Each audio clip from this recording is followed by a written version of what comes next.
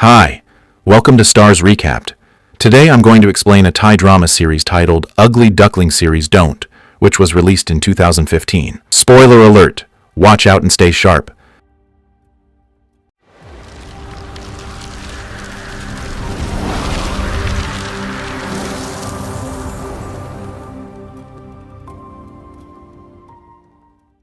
Maewnam is an extremely shy and insecure teenage girl. She wears a cardboard box over her head at all times. May suffers from a strange condition. She absolutely hates her own face. She truly believes she's the ugliest person in the world and must keep herself hidden from everyone. In fact, she hasn't looked in a mirror in over 3 years, and she hasn't stepped outside the house during that time either. She lives with her older brother, Plawan, and their dad, Mr. Bon. Both of them constantly worry about her. But no matter what they do, May stays trapped in her own world. One evening, Plawan comes home with a bruised elbow.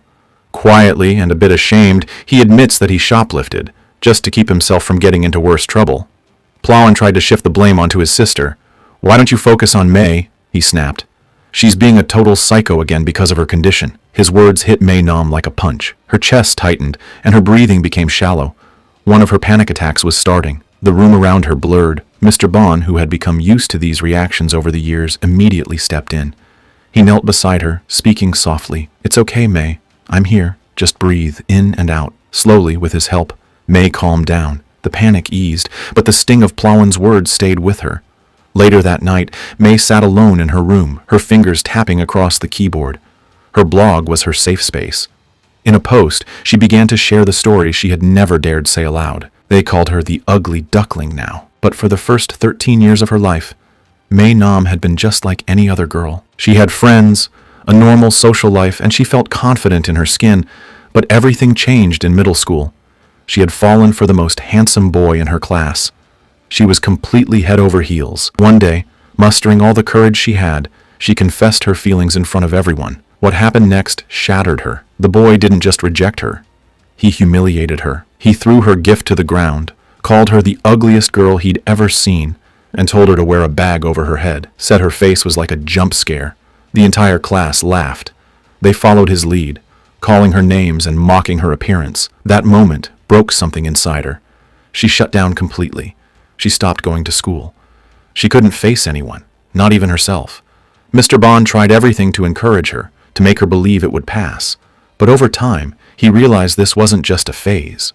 His daughter was in pain, and it was real. Eventually, he agreed to homeschool her. For a whole year after the incident, May didn't look at herself in a mirror. She didn't step outside the house, not even once. Then, one afternoon, she reached out the window to retrieve a balloon that had gotten stuck outside. A stranger passing by offered to help.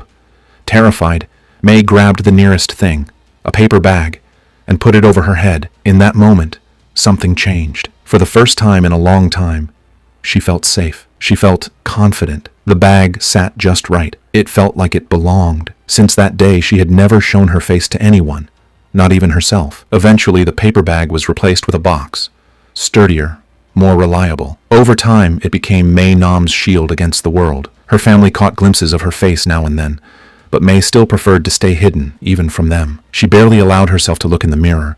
Most of her time was spent online, chatting anonymously with strangers on social media. It was the one place she felt like she belonged, where no one could see each other's faces. The internet gave her comfort, anonymity, and a sense of connection without judgment. The next day, Mr. Bon paid a visit to May's doctor. He was desperate, asking for an instant cure, anything to make his daughter better. The doctor sighed and explained gently, "Maewnam isn't sick. What she's going through is a psychological condition known as hikikomori. It's common in Japan and typically affects adolescents or young adults who withdraw from society, sometimes for months or even years." Mr. Bon's face fell in confusion. "She's not hopeless," the doctor added.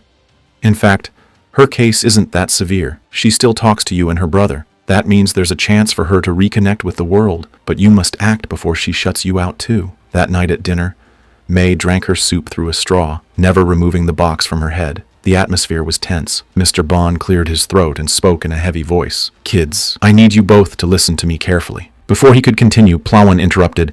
"Wait, are you sick?" May added nervously. "Or are you coming out or something?" Mr. Bon sighed, frustrated but calm. "No, it's nothing like that. I've decided that starting tomorrow, May is going to school with you, Plawan." May froze. For a moment, she thought he was joking. But when she saw the serious look on his face, her chest tightened with panic. "You're not serious," she said, her voice rising. "You can't do this to me." "I can," he replied, firm, "and I will." Even Plowin looked surprised. Their father had never been this resolute with May before. Furious and overwhelmed, May stood up. "I hate you," she shouted, before storming off to her room. Behind the box, tears streamed down her cheeks as she collapsed onto her bed, crying for the next hour. Her mind raced with fear and dread about tomorrow. She was sure people would mock her for wearing a box, but still, in her heart, she believed it would be better to be bullied for a box than be called ugly again. Later that night, Plowin quietly entered her room holding something in his hands. "I made you a new box," he said gently. "The old one's falling apart anyway. Thought maybe we could decorate it together?" For a moment, May didn't move. Then slowly, she took off the box, for the first time in a long time, and revealed her face. It was anything but ugly. Plowin smiled. "You don't need to hide, but if wearing the box makes you feel better, I'll support you, and I won't let anyone make fun of you." It didn't change how May felt inside, but it helped. A little. They spent the evening decorating the new box together with stickers, drawings, and little stars. The next morning, Mr. Bond drove both his children to school. Plowin got out of the car first, slinging his backpack over his shoulder and giving May an encouraging nod. As May watched him walk away, her breathing began to quicken. Under the box, she started to hyperventilate. Mr. Bond played calming music to help her relax. He gently encouraged her to go, reminding her that she was strong enough to face Maewnam. Before she left, she turned to him, apologized for saying mean things the night before, and thanked him for always trying to help her. As soon as she walked out the door, Mr. Bond broke down in tears. He was deeply worried for his daughter. Maewnam took a deep breath and finally stepped into the school building. The large, bright box on her head instantly drew attention. Students started whispering and pointing, their laughter echoing around her. It reminded her of the awful day she was humiliated all those years ago. She began to panic, her vision blurred. Just as she was about to pass out, someone rushed to her side, a guy wearing a helmet just like her. His presence calmed her a little. "I'm Minton," he said with a kind smile. But Maewnam, overwhelmed and nervous, didn't say a word. She turned and ran. In her rush, she accidentally bumped into the most popular guy in school, Zero. He and his group of friends stopped and looked at her curiously. "Hey," Zero said, intrigued. "Why don't you take the box off? We want to see what you look like." When Maewnam refused to remove the box from her head, Zero and his friends surrounded her, trying to force it off. But before they could, Minton stepped in. Without a word, he took off his helmet and revealed his face. The tension between him and Zero was immediate. The two locked eyes, clearly furious with each other. "We'll settle this outside school," Zero growled. Ignoring him, Minton gently grabbed Maewnam's hand and led her away. In the next scene, Maewnam stood nervously in front of the class. The teacher, having been informed about her condition, kindly asked the students to respect her privacy. But teenagers being teenagers, it didn't take long for the taunting to begin. They began pressuring her to show her face, laughing and whispering cruel things. Minton was in the same class, and he grew visibly angry watching how the others treated her. Maewnam kept her head down and quietly made her way to the last seat in the room, where she stayed silent for most of the day. During lunch, she went to the cafeteria hoping to find her brother, but he was nowhere in sight. As she searched, she couldn't escape the eyes on her. Whispers followed her wherever she went. Eventually, a pair of boys saw her eating with the box still on her head. They began harassing her, trying to pull it off. The rest of the students just watched and laughed. No one stepped in to help. Hurt and humiliated, Maewnam left her meal unfinished and ran out of the cafeteria in tears. She found herself alone in the school playground, trying to catch her breath and hold back the sobs. Suddenly, Minton appeared beside her, wearing his helmet again. She glanced at him, thinking he was mocking her. But Minton quickly assured her, "I'm not making fun of you. I just like the way I look in it." Then he pulled out his sandwich and offered her half. "I figured you didn't get to eat," he said softly. Maewnam hesitated at first, but something about Minton's presence made her feel safe. As they sat together, sharing lunch and laughing over small jokes, the heaviness in her heart lightened. For the first time that day, she felt understood. But then, in a quiet moment, she looked down and whispered, "I won't be coming back to school." The next day, Minton walked straight up to Maewnam and declared, "I'm your friend. Even if you come just for me, that's enough." Later that afternoon, as promised, Minton and Zero met after school. The tension between them snapped into a heated verbal fight. Minton called out Zero for always strutting around with his group of followers. "Try walking alone for once," Minton scoffed. "Let's settle this one-on-one."